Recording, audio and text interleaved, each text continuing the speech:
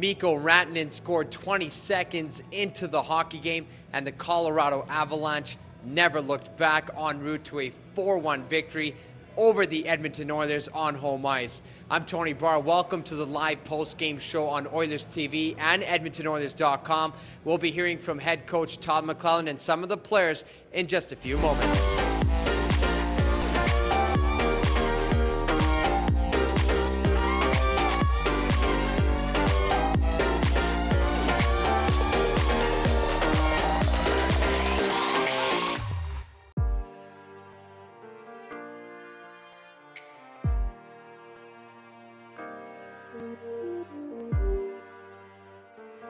Give up a goal in the first shift. That's never good.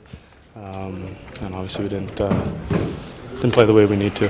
We weren't desperate enough. Should be a desperate team. We've lost three in a row now. So that went on for 40 minutes. You guys, it wasn't even just a bad start. It went on and on. Yeah, you're right. Yeah, well, we didn't play the game we needed to. Sorry, we weren't good enough. Can you define the level of? I know it's four. I mean, I want to say only 4 losses in a row, but is there a level of desperation here? How does this team feel about that? Well, there's got to be, obviously. You can't let these string on. Thank you.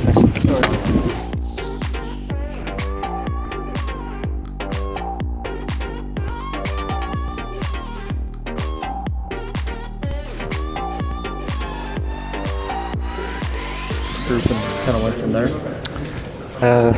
No, I think obviously for whatever reason we weren't ready to play today. I thought the third was a little better, but if you start like that, or if you play like that for 2 periods, you're probably not going to beat a single team in this league. A game where maybe you guys would have expected some desperation from yourselves. Any sort of thought on why that level of desperation wasn't there?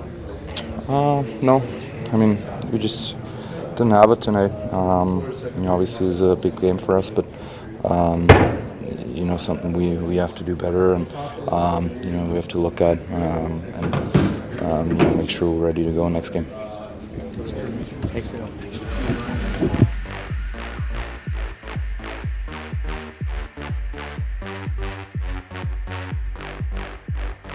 It's sort of the state of the union now. You guys had this great start. Now it's 4 in a row, and the last couple of games well, probably your worst. For sure this is a bad stretch for us. I thought against Washington it wasn't a terrible game, but the last 3 have been just not up to the level that we should be.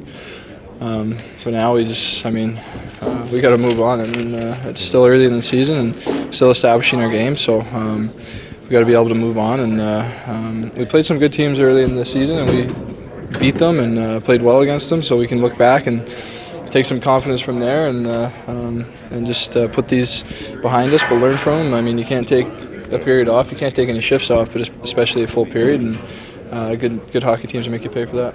Ryan, sorry if you answered this already, but you start the game kind of line on line and you give one up there. How tough is that to start a night like that? Yeah, obviously it's tough. It's not the way you want to start, but you got to be able to respond from that too. And we just didn't respond well enough, and they just kind of controlled the game from the first period on. And in the second period, it wasn't a terrible period by us, but they just got a couple, and they buried on their chances. We didn't, and it's kind of the story of the game tonight. I feel like, after 3 losses, there would have been more of a sense of desperation. Do you have any can you put your finger on maybe why that wasn't there?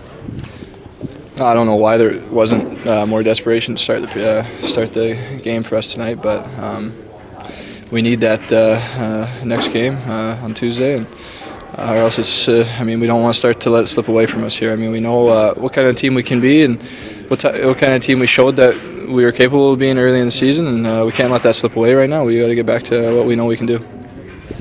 That's right.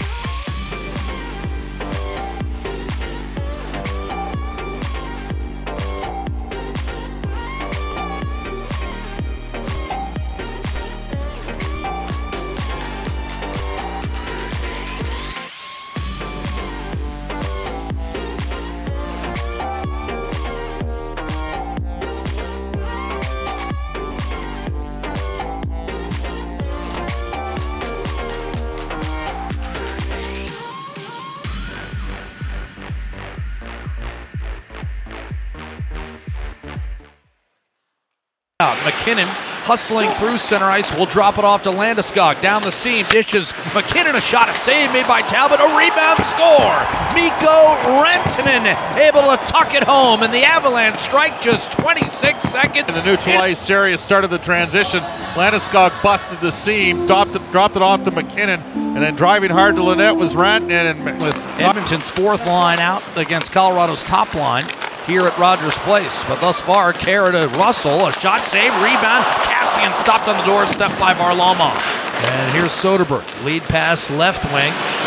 Barry puts the brakes on from the goal line, dishes, one-timer score. Soderberg pounds it through a screen set by Matt Calvert, 2-0 Avalanche.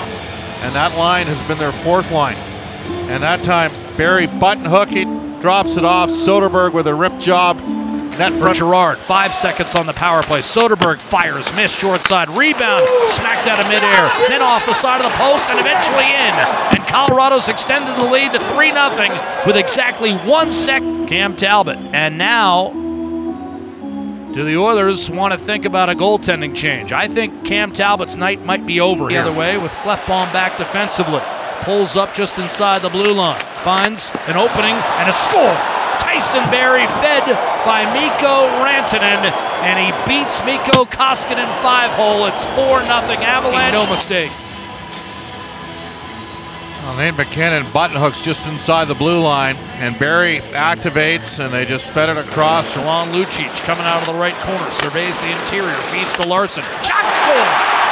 Adam Larson, top left corner, and the relentless pressure of the Edmonton Oilers able to get on the scoreboard. I believe Ty Ratty with a high cycle, and Milan Lucic got it back to Larson at the point. The long-range shot going in front of the net was the Oilers' Ty Ratty, as the Oilers were completing a line change, and Lucic feathered a pass through, and Larson got a good shot that took off, and I think, as you mentioned, got a piece of Ratty. If it's him, it's his second. Yeah, he got it with the shaft off the face-off. Eric Johnson had his stick lifted as he tried to drive it up the right-hand side, and the Avalanche with the Oilers smother and then turn it over. McDavid in front, one-timer, what a save on Draisaitl by Semyon Varlamov. We'll have an offensive zone face-off. Ratty the high slot tip, but Edmonton a failed power play and over. He'll lead a 3-on-2 for Colorado. Snapped a pass to Nieto. Back to McKinnon. One-timer to save made by Koskinen. Flashing the leather for Colorado's 5th goal of the night. But no, it's still just 4-1 with 1:43 left to play. Well, that was a pretty good play there by Jason Garrison. Poked off his stick by Matt Benning. Kamenev had it, lost it. Kerfoot nearby, and the horn sounds, and that'll be all.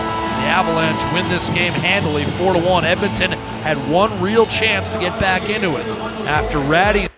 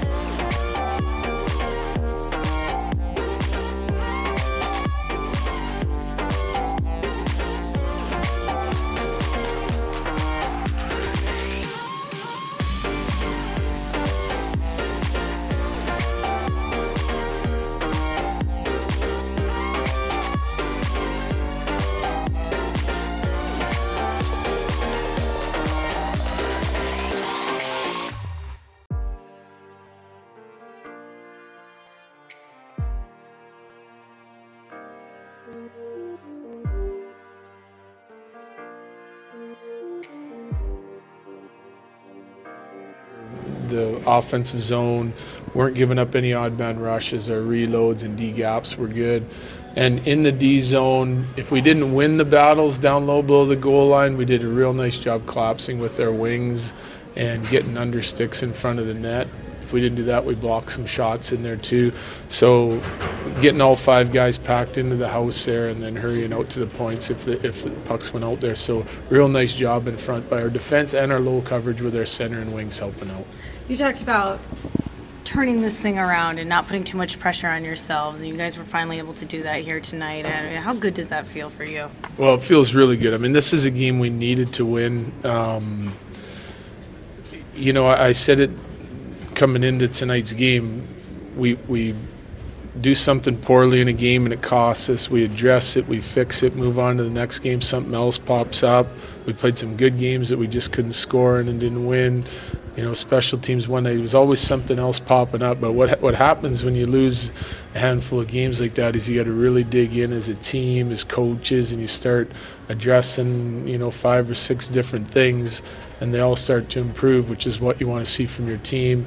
And you know, you need the energy and you need some things to go right for you, and we get a break early, we score on a nice play, and we get a big penalty kill, so we get a little confidence there and things start to go our way. And we had some guys with some really nice nights. I love Tyson Berry's game tonight, joining the rush, making some plays. I mean, we had a handful of guys. We were able to use our whole lineup more than we have recently. I think I like the balance of our lines tonight. I like the sort of intent that every line had, even though they're all just a little bit different. So a lot of things to build on out of that one as we get ready for Boston. You talk about Tyson Berry and Sam Girard joining the rush. So that 2-on-1 there, have you ever seen that out of 2 defensemen? Yeah, it happens every once in a while just because of the way teams pinch now, and you got to keep advancing the puck and guys keep skating over top of it and getting the chips. We always want our net D to join and be part of it, and I thought Tyson did a really good job of that tonight. He was good the other night in Winnipeg doing that too, and last year I felt like he was one of the best in the league at it, so how he put up a lot of points. And tonight he capitalizes, you know, he has a great assist on one, he has a goal on another one, a nice play by Mac and Mikko. So doing the right things on the entries, and still, you know, there were high percentage plays, not high risk plays, which is something that we talk about as well. So they did a really nice job executing. What about Mikko Rantanen's night? A couple more points. Yeah, he was good. He was good. I mean, the play he makes to Barry, comes over the top of the puck in the entry in the offensive zone. McKinnon makes a great decision. He delays. He's looking for something late. He can't get the puck there, and he puts it down to Mikko, and that pass into Barry was phenomenal. I mean, that's what those guys have the ability to do. They checked well, and then they get a chance and an opportunity to make a few plays, and they did that, and they capitalized on it. It was that sack mentality against McClellan. Yeah, I really like the job we did on it tonight.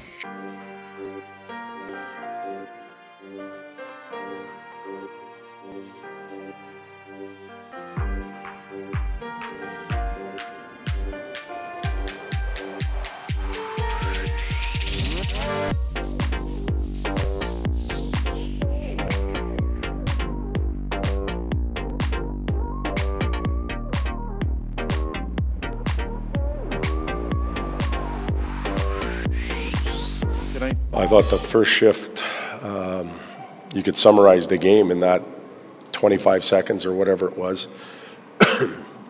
We didn't establish a directness to our attack. We turned the puck over in the neutral zone, then we got beat to a rebound. And what that does is it puts us on our heels. It gives a team that hasn't won confidence. It gives their top players who happen to score the goal a good feel heading into the rest of the night, and they certainly took their game up after that, and we chased it. This morning you mentioned how after 2 losses earlier in the year, you felt like your team was trending up, but your team's been trending down. Well, you saw it tonight, I'm sure made it worse. What do you feel has led to the trending down? What have they gotten away from doing? Well, if I said we're not connected, I don't know if that would make any sense to anybody, but we're spread out, we're not close, we don't execute real well. We have some structure that we need to rely on to to predict where pucks might go and to read and react off each other, whether it's in the forecheck or in the D zone. And we've got away from that a little bit. We're, the key word, trying to do it the easy way, and you can't win the easy way. And our anticipation skills are on the cheating side instead of the predictable side, and it's hurting us defensively, and we're not getting much offensively out of it. You're back into a situation where if McDavid doesn't produce, you're not getting enough support scoring. How do you fix, 3.5 lines here to get some help for 97? It's a good question. When you look at the game, I thought that Brodziak's line was strong again tonight. They created some opportunities and some chances. So that line, I think, played above par. And if they can keep doing what they're doing, obviously the Strome line, they got a goal without Stromer on the ice near the end. Our go-to guys or our big guys, Leon probably could have scored 5 or 6 goals from the Tampa game on just on the power play. But I think sometimes when you're not quite doing things efficiently and correctly on one side of the puck, you don't get rewarded on the other. And we'll have to look at our lines, our groups. More importantly, we'll have a good video session tomorrow, and we'll look at the way we're cutting corners a little bit. And you don't get rewarded offensively when you do that. Todd, you didn't seem to have many or any strong chances from the slot, the middle of the ice, where your team has normally been very strong and successful. Did you notice that, and what kind of cause for concern, or what do you think about that tonight? Oh, we didn't. We were slow in reading available people in those areas, and then when we did, we were sloppy. Even at the end there, we had a 2-on-1, and we kind of turned it over, so we were a little bit sloppy. So, we didn't get much in there, and give them credit. They clogged it up. They did a good job, and then when they did break down, their goaltender made a couple really nice saves to protect that slot area, but not enough from the slot, no. Just along the lines of trying to stop a slide and being a desperate team, was there a lack of desperation that was concerning to you tonight from your group overall? Well, there was a lack of desperation, I thought, in Florida. I thought here the guys wanted to play, but they didn't. And if you equate desperation with shortcuts, then there was a lack of it, because I thought we were trying to cheat the game a little bit. But, we know where we're at right now. We know what we've done the last 4 games. That doesn't sit well with anybody. We want to come out and establish our game like we have been doing. Our first periods, our first 10 minutes have been really good for a long period. We've got away from that over here the last little bit, and we've got to get back to it. Good night. McKinnon hustling through center ice, will drop it off to Landeskog, down the seam, dishes McKinnon, a shot, a save made by Talbot, a rebound, score! Mikko Rantanen able to tuck it home, and the Avalanche strike just 26 seconds. In the neutral ice area started the transition. Landeskog busted the seam, dropped it off to McKinnon, and then driving hard to Lynette was Rantanen. With Edmonton's 4th line out against Colorado's top line here at Rogers Place. But thus far, Kara to Russell, a shot, save, rebound. Cassian stopped on the doorstep by Varlamov. And here's Soderberg, lead pass left wing. Barry puts the brakes on from the goal line, dishes, one-timer score. Soderberg pounds it through a screen set by Matt Calvert, 2-0 Avalanche. And that line has been their 4th line. And that time, Barry button hooking, drops it off. Soderberg with a rip job. Net for Girard, 5 seconds on the power play. Soderberg fires, missed short side, rebound, smacked out of midair, then off the side of the post and eventually in. And Colorado's extended the lead to 3-0 with exactly 1 second. Cam Talbot. And now, do the Oilers want to think about a goaltending change? I think Cam Talbot's night might be over the other way with Klefbom back defensively. Pulls up just inside the blue line, finds an opening and a score. Tyson Barrie fed by Mikko Rantanen, and he beats Mikko Koskinen 5-hole. It's 4-0 Avalanche. No mistake. Well, Nate McKinnon button hooks just inside the blue line, and Barrie activates, and they just fed it across. Milan Lucic coming out of the right corner, surveys the interior, feeds to Larson. Shot, score! Adam Larson, top left corner, and the relentless pressure of the Edmonton Oilers able to get on the scoreboard. I believe Ty Ratty with a high cycle, and Milan Lucic got it back to Larson at the point. The long-range shot going in front of the net was the Oilers' Ty Ratty, as the Oilers were completing a line change, and Lucic feathered a pass through, and Larson got a good shot that took off, and I think, as you mentioned, got a piece of Ratty. If it's him, it's his 2nd. Yeah, he got it with the shaft off the face-off. Erik Johnson had his stick lifted as he tried to drive it up the right-hand side, and the Avalanche with the Oilers smother and then turn it over. McDavid in front, one-timer, what a save! On Draisaitl by Semyon Varlamov. We'll have an offensive zone face-off. Ratty the high slot tip, but Edmonton a failed power play and over. And he'll lead a 3-on-2 for Colorado. Snap to pass to Nieto. Back to McKinnon. One-timer to save made by Koskinen. Flashing the leather for Colorado's 5th goal of the night. But no, it's still just 4-1 with 1:43 left to play. Well, that was a pretty good play there by Jason Garrison. Poked off his stick by Matt Benning. Kamenev had it, lost it. Kerfoot nearby, and the horn sounds, and that'll be all. The Avalanche win this game handily, 4-1. Edmonton had